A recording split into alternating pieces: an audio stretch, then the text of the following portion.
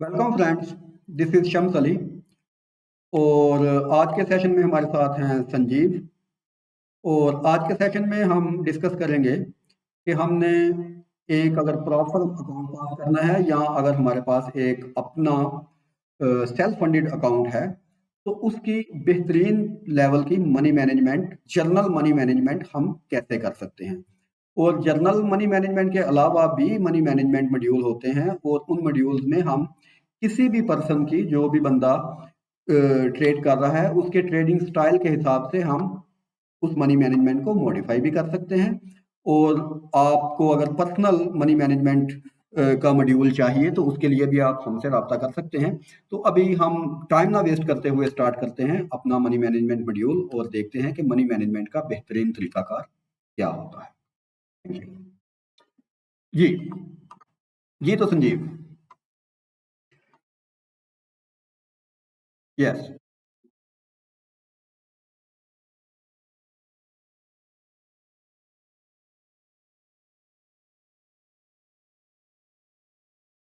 Advice कीजिए।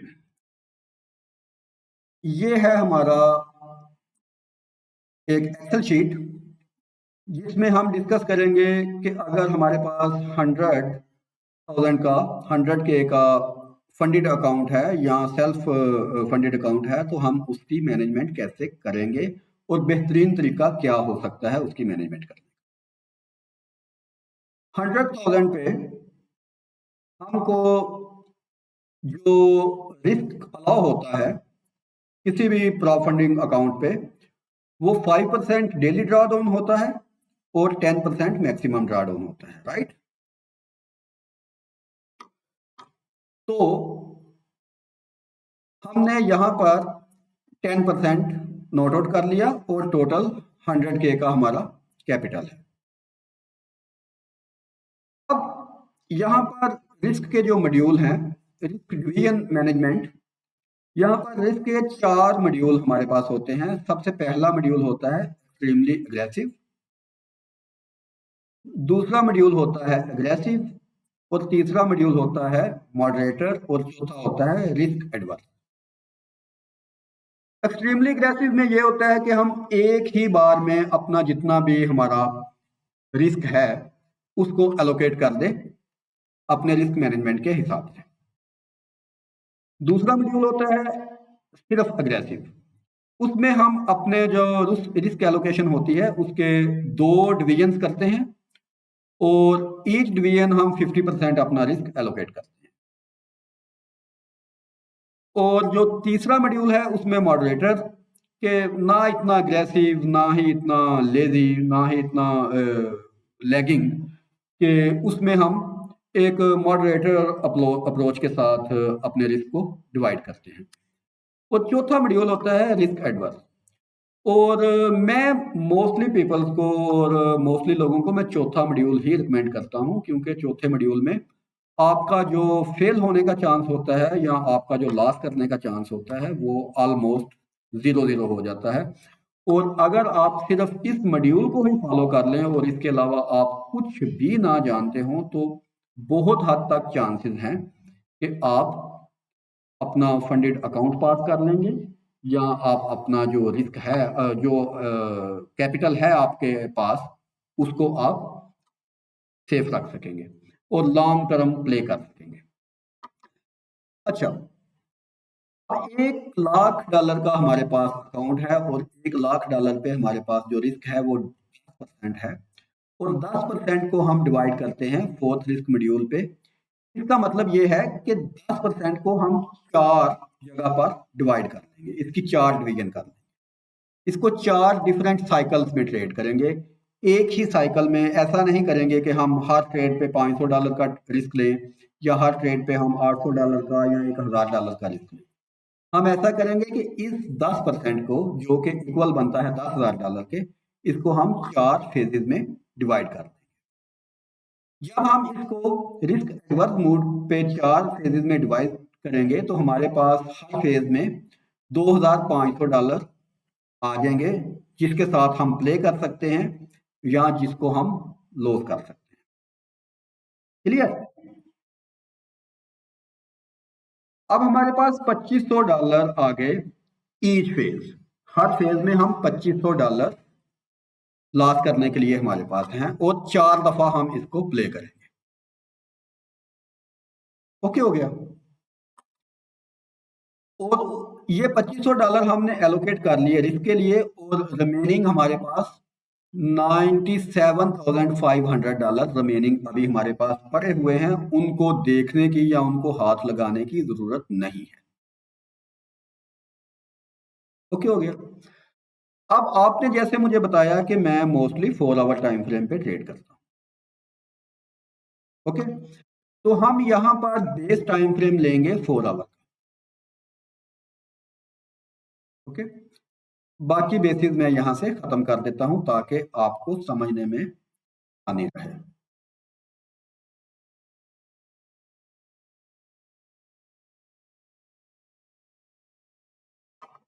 Okay, तो हमने कर दिया इसको 4 आवर टाइम फ्रेम की अपनी बेस रख के हम इस रिस्क को, ये जो $2500 है, इसको मजीद डिवाइड करें। अब आपने जैसे बताया कि आप फॉरेक्स ट्रेडर हैं। अब ट्रेडर्स की भी डिफरेंट किस्में होती हैं। कोई बंदे क्रिप्टो में ट्रेड करते हैं, कोई बंदे स्टॉक्स में ट्रेड करते हैं, कोई फॉरेक्स में ट्रेड करते हैं और कोई बंदे डिफरेंट कमोडिटीज पे और डिफरेंट चीज़ों पे ट्रेड करते हैं। मैं वैसे पर्सनली हर अकाउंट पे एक ही इंस्ट्रूमेंट्स के साथ और एक टाइप के ही कैटेगरी के साथ ट्रेड करता हूँ।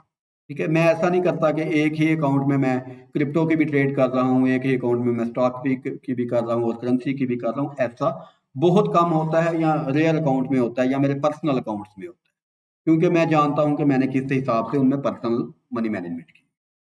ओके, तो 4 आवर टाइम फ्रेम पे हम आ जाते हैं और 4 आवर टाइम फ्रेम में पहला जो रूल है कि हमने सिर्फ 12 एंट्रियां लेनी। अब ये 12 एंट्रियां ही क्यों लेनी है? क्योंकि फॉरेक्स में जो मेजर करेंसी पेयर हैं वो 7 मेजर करेंसी पेयर हैं और उन 7 मेजर करेंसी पेयर के 8 बनते हैं पेयर। 7 करेंसीज हैं और 8 पेयर बनते हैं जो कि मेजर करेंसीज कंसीडर होती हैं। अब उनकी आगे 3 कैटेगरियां हैं,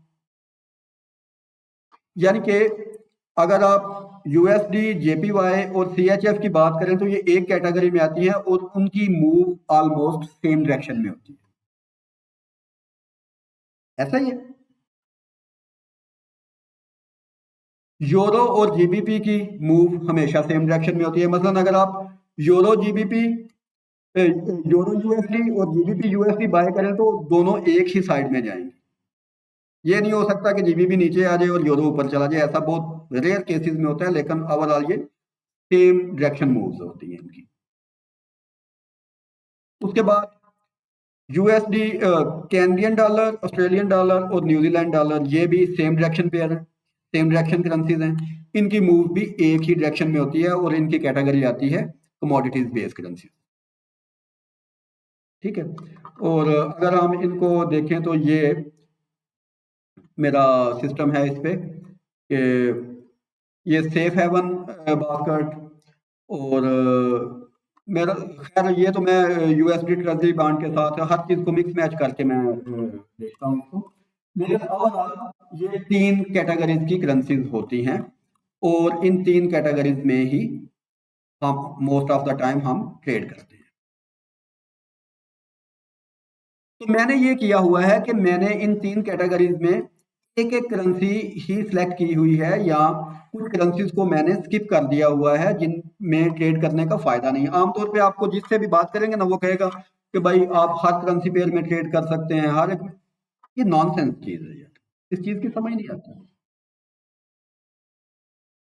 अगर आप एयूडी यूएसडी और एनजीडी यूएसडी दोनों में ट्रेड करें तो इसका मतलब है कि आप एक ही ट्रेड ले रहे हैं, आपने 2 ट्रेडें नहीं ली। आपने टेक्निकली 2 ट्रेडें ली हैं लेकिन हकीकत में आप एक ही ट्रेड ले रहे हैं क्योंकि दोनों की डायरेक्शन ही सेम है, फायदा ही नहीं है। इसलिए मैंने पेयर्स को कम कर दिया हुआ है। मैंने जो फाइनलाइज पेयर किए हुए हैं वो 12 किए हुए हैं कि एक टाइम में मैं 12 पेयर से ज्यादा ट्रेड नहीं करूंगा और 12 एंट्री से ज्यादा एंट्रीज नहीं लूंगा। ओके हो गया। अब ये $2500 पे हमने टोटल 12 पोजीशन लेनी है और हर पोजीशन में हमारा जो लॉस होगा वो $208 का होगा, यानी कि एवरेज हम $200 का रिस्क लेंगे एक पोजीशन पे। यस, यानी कि हर पोजीशन पे हम $200 का स्टॉप लॉस रखेंगे अगर हम 4 आवर पे ट्रेड कर रहे हैं। ओके, अभी जैसा कि आपने मुझे बताया कि आप आईसीटी और एसएमसी में ट्रेड करते हैं और आप करते हैं फेयर वैल्यू गैप की बेस पे ट्रेड करते हैं, तो यू नो वेल कि एक जो स्ट्रक्चर बनता है मार्केट का, जैसे कि ये एक स्ट्रक्चर बना हुआ है, ये एक ब्रेक ऑफ स्ट्रक्चर यहाँ से लेके यहाँ तक का हाई और लो वैलिडेट हुआ है। हम यहाँ पर चले जाते हैं ताकि आपको आसानी रहे। 4 आवर टाइम फ्रेम,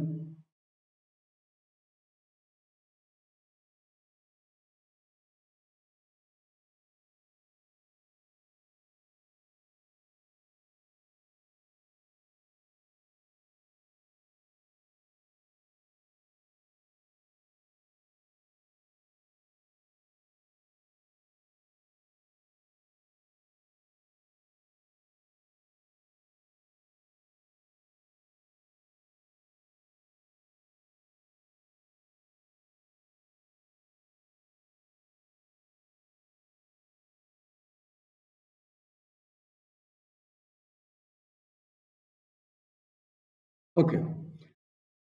ये 4 आवर टाइम फ्रेम में अगर हम बात करें तो ये यहाँ पर एक प्रॉपर स्ट्रक्चर बना हुआ है, ब्रेक ऑफ स्ट्रक्चर और चेंज ऑफ करैक्टर हुआ है, फिर ब्रेक ऑफ स्ट्रक्चर हुआ है और यहाँ से लेके यहाँ तक का एक प्रॉपर हमारे पास स्ट्रक्चर है, राइट।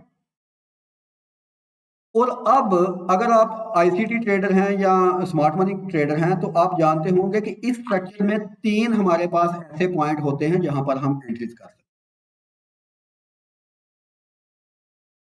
चाहे आप फेयर वैल्यू गैप की बेस पे ट्रेड करें या आप ऑर्डर ब्लॉक की बेस पे ट्रेड करें, 3 जगह ऐसी होती हैं, 3 पॉइंट ऑफ इंटरेस्ट हमको मिलते हैं जहां पर हम ट्रेड कर सकते हैं। पहला जो पॉइंट ऑफ इंटरेस्ट मिलता है हमको इंड्यूसमेंट लेवल पे मिलता है, दूसरा डिसीजनल लेवल होता है और तीसरा एक्सट्रीम लेवल होता है, राइट।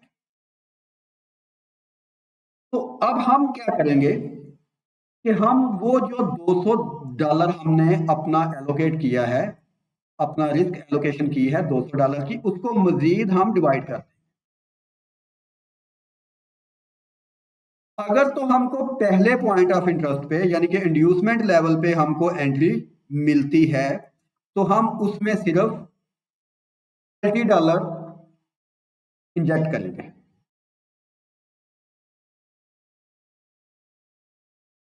यानी कि $200 का हमारा टोटल रिस्क है और अगर हमको पहली एंट्री मिलती है तो हम उसमें $30 इंजेक्ट करें।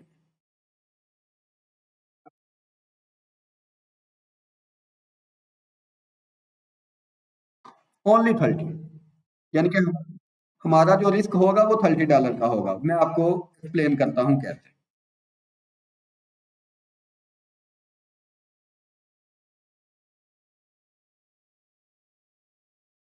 लेट्स सपोज के ये यूरो यूएसडी की एंट्री है हमारे पास और यूरो यूएसडी में ये है हमारा एक्सट्रीम पॉइंट ऑफ इंटरेस्ट,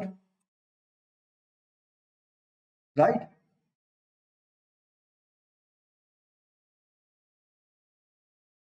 ये है हमारा इंड्यूसमेंट लेवल यहां पर। तो पहली एंट्री हमने लेनी होती है इंड्यूसमेंट पे। हम इंड्यूसमेंट पे एंट्री लेंगे, मैं आपको प्रॉपर एक्सप्लेन करता हूं।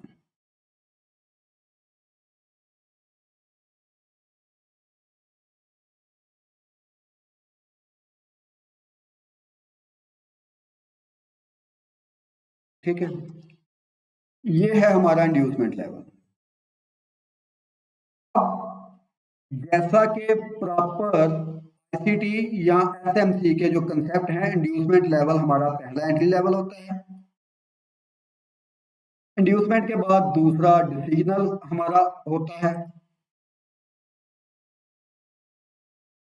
तो तीसरा हमारा एक्सट्रीम होता है, राइट। अब हमको नहीं पता होता कि प्राइस ने यहां से वापस चले जाना है, यहां से वापस चले जाना है, या यहां से वापस चले, राइट। ऐसा ही है। लेकिन ये वाला जो एक्सट्रीम वाला जो पॉइंट ऑफ इंटरेस्ट होता है, ये सबसे पावरफुल होता है। अब जब हमारी पहली एंट्री यहां से प्राइस ऊपर जाएगी,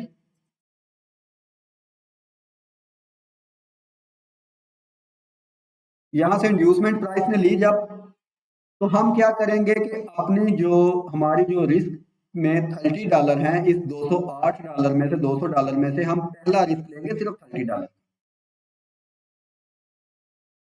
$30 का रिस्क हम क्या कैसे लेंगे कि हम यहां से एक सेल की एंट्री प्लेस करेंगे,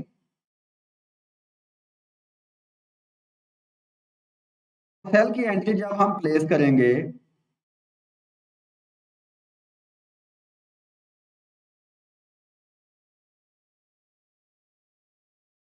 हम सेल की एंट्री प्लेस करेंगे यहां से, एक मैं एग्जांपल के तौर पे दे रहा हूं आपको, और यहां पर हमने स्टॉप लॉस लगाना है, हमने इस सिनेरियो में स्टॉप लॉस लगाना है यहां पर 1.054, राइट। तो हम जब सेल की एंट्री यहां से करेंगे, तो हम यहां से अपना स्टॉप स्टॉप लॉस की कैलकुलेशन कर लेंगे। यहां हम लिख देंगे कि हम यहां पर अपना स्टॉप लॉस लेवल देंगे इस जगह पर प्राइस में, यहां पर हम लिख लेंगे 30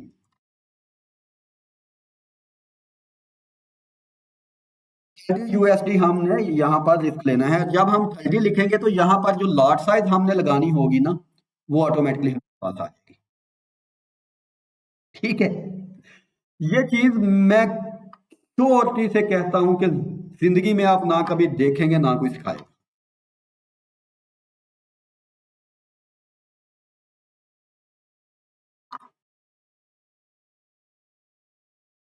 ठीक है।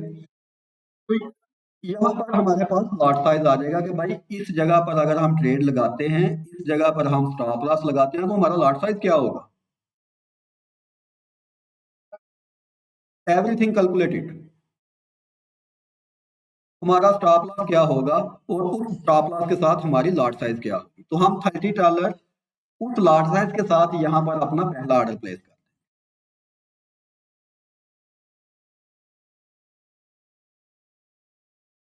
वो जब आप ट्रेडिंग व्यू पे करेंगे तो आपको पता चल जाएगा ये मेरा ट्रेडिंग व्यू प्रीमियम है, और मैंने तकरीबन $1500-1600 सिर्फ टूल्स पे लगाए हुए हैं ट्रेडिंग व्यू के। आपने आज तक किसी बंदे को ट्रेडिंग व्यू प्रीमियम भी यूज करते नहीं देखा होगा, ये भी गारंटी। बहुत कम, बहुत कम लोग हैं जो हाईली प्रोफेशनल ट्रेडर हैं, सिर्फ वो ट्रेडिंग व्यू प्रीमियम यूज करते हैं। और ट्रेडिंग व्यू प्रीमियम के बाद उस पर अपने जो टूल्स हैं उन पे कोई बंदा इन्वेस्ट नहीं करता, ओके। ये हो गया। अब उसके बाद जब प्राइस यहां पर जाएगी, ये दूसरा हमारा पॉइंट ऑफ इंटरेस्ट आ गया, तो यहां पर हम अपने जो रिस्क एलोकेशन का दूसरा फेज है वो डाल देंगे, $62, ओके। और लेट्स सपोज के उसके बाद हमारा प्राइस यहां पर आ जाती है, हम यहां पर तीसरी एलोकेशन डाल देंगे जो कि सबसे पावरफुल एरिया है, और हमारी सबसे बड़ी जो रिस्क हमने रखा हुआ है वो एलोकेशन है। अब तीनों स्टॉप लॉसेस को मिला के हमारा जो टोटल स्टॉप लॉस की जो बन जाएगा वो 208 या $210 बन जाएगा। अब आप सोचें कि हमारे मार्केट के फेवर में आने की प्रोबेबिलिटी में हम महफूज हैं, और अगर मार्केट लॉस में जाती है, दोनों सूरतों में हम महफूज हैं, ओके हो गया। तो इस तरह हम अपने रिस्क की एलोकेशन करेंगे। और तीन, यस, इस $208 को भी तीन पार्ट में डिवाइड कर, ओके। अब ये हमारा टोटल जब 12 ट्रेड होंगी, एक पेयर पे हम एक दफा ही ऐसे ट्रेड लेंगे, या अगर दूसरी दफ़ा भी लेनी पड़ती है तो हमारे पास जो है उसका भी रूम थोड़ा सा है, उसका भी रूम है हमारे पास। ठीक है, तो ये चीज हमारी रिस्क एलोकेशन के मुताबिक हुई। अब नेक्स्ट स्टेप क्या आता है, इस मॉड्यूल के साथ हमारे कामयाबी का चांस कितना है। आप देखेंगे कि मेरी करंट पोजीशन ओपन है, मेरी यूडी कैट की एक पोजीशन ओपन है, ये मेरे वो हैं जो मेरी तमाम के तमाम अकाउंट्स में पोजीशन ओपन है। यूडी कैट की मेरी पोजीशन ओपन है 1/4 रिस्क टू रिवार्ड रेशियो के साथ। यूडी जेपीवाई में मेरी पोजीशन ओपन है, ये काफी दिनों से ली हुई है, यहां से मैंने ये पोजीशन ली हुई है यहां से, और ये 1/6 के रिस्क टू रिवार्ड रेशियो के साथ।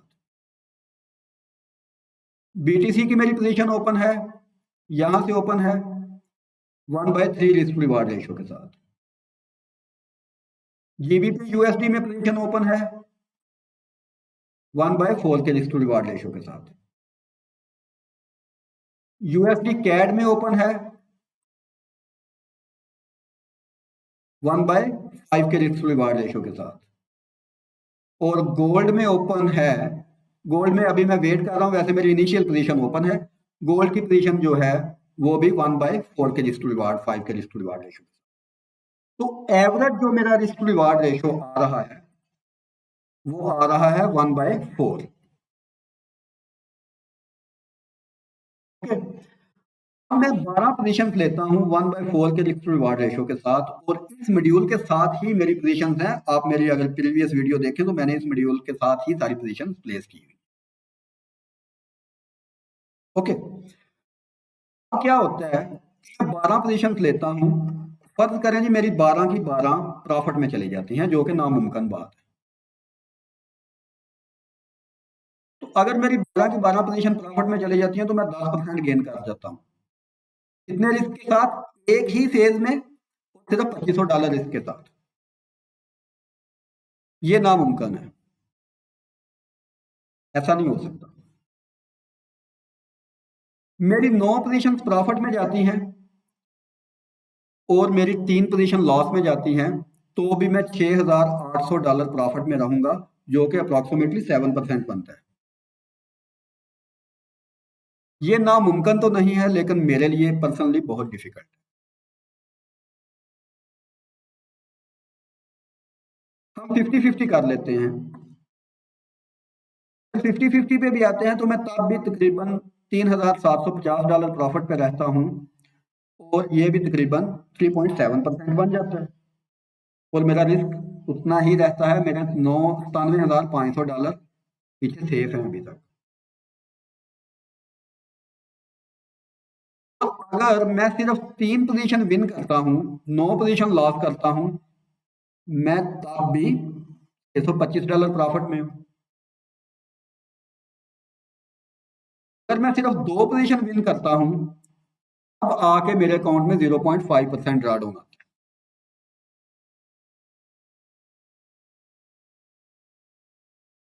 तो इस रिस्क मॉड्यूल के साथ आप प्रॉपरली अपने फंडेड अकाउंट्स को मैनेज कर सकते हैं। और ये वाला जो पार्ट है, जो बेस फॉर बेस पर ट्रेड रिस्क डिवीजन है, ये सबसे अच्छा पार्ट है, और ये पार्ट आपके अकाउंट को कभी भी ड्रॉडाउन में नहीं जाने देगा किसी भी सूरत। ठीक है, तो ये है risk management for prop firm trading account, funded prop funded account. अगर इस चीज की कहीं कोई समझ ना आई हो, कोई हेल्प चाहिए हो, किसी किस्म का क्वेश्चन हो, तो आप पूछें।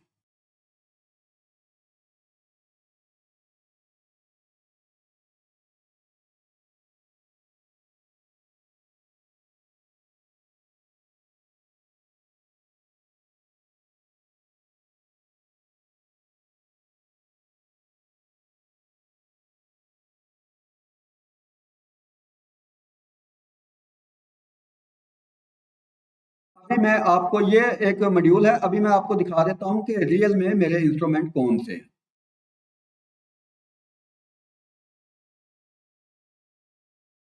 Euro GBP, USD CHF, euro USD, GBP USD, USD CAD, USD JPY, GBP JPY, GBP CHF, AUD USD, ये 15 इंस्ट्रूमेंट हैं और इन 15 में मुझे एक टाइम में 12 से ज्यादा पोजीशन नहीं लेनी।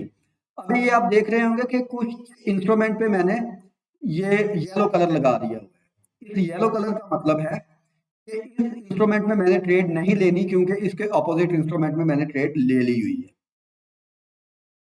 ठीक है, ये जो ब्लू कलर लगा हुआ है इसका मतलब है कि इसमें मेरा एनालिसिस कंप्लीट है और ये पोजीशन लेने के लिए भी रेडी है समवेयर।